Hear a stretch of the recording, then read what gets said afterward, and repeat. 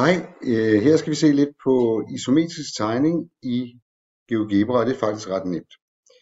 Allerførst så indstiller vi lige computeren, som vi har gjort et par gange. Trykker her på indstillinger, markat, og så siger vi ingen nye objekter. Det har jeg allerede gjort her, så den er i orden. Og den anden ting, jeg skal huske at gøre, det er, at jeg skal sige fang til gitter her. Jeg trykker på hesteskoen, og så fang til gitter. Og så er der lige en sidste ting også, og det er, at de her punkter her, de er ret store lige nu, så nu gør jeg lige rigtig små. Sådan der. Så er jeg klar. Der kommer lige til at tegne et punkt væk med den. Så skal jeg indstille gitteret her. Jeg går lige tilbage til pilen her. Hvis jeg højreklikker her, så kan jeg flytte aksen væk med den. Det skal vi ikke bruge. Jeg højreklikker igen, og så går jeg ned på tegneblok. Og så går jeg så herover til gitter. Og i stedet for tykke og tynde netlinjer, så ændrer jeg den til isometrisk. Så kan I se med det samme, at så ændrer gitteret sig. Nu kan vi tegne isometrisk med den. Forstørre lige lidt op her.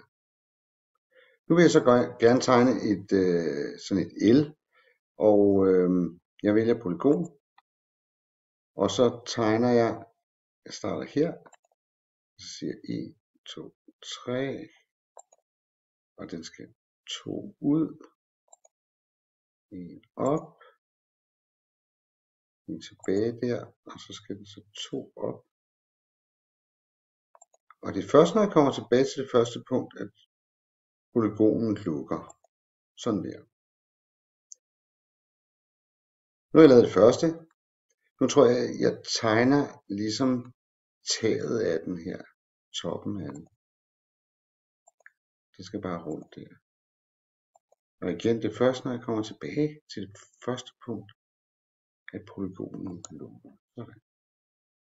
Så vil jeg tegne denne her. Sådan her. Og lukke. Så kan jeg tegne denne her hernede.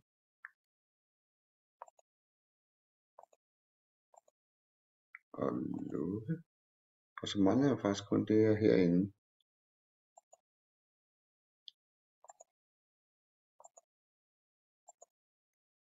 Sådan der. Så har jeg tegnet et L. Hvis jeg nu går over og klikker her på pilen igen her, og så højreklikke, så kan jeg prøve at se gitteret væk et øjeblik, så er det måske lidt nemmere at se.